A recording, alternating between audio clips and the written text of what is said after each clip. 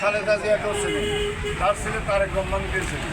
যে তারেক রহমান জাতির সামনে আওয়ামী লীগ সরকারের আমলেই জাতির সামনে রাষ্ট্রকে মেরামত করার জন্য একটি 31 দফা দিয়েছে। যে 31 দফাটা আমরা মানুষের ঘরে ঘরে মানুষের দুয়ারে দুয়ারে আমরা পৌঁছাতে চাই।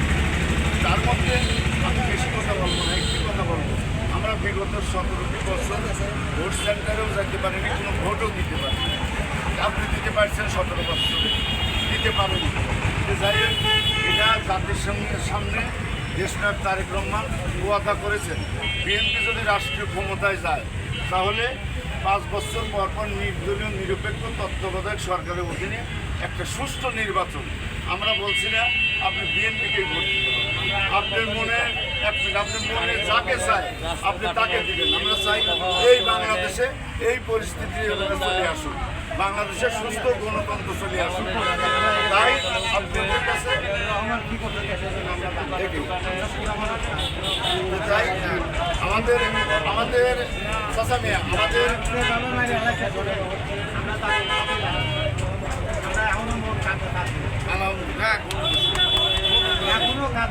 এটা আল্লাহ বাসানা এক মেশিনে কত কানের আবাদ মাটিও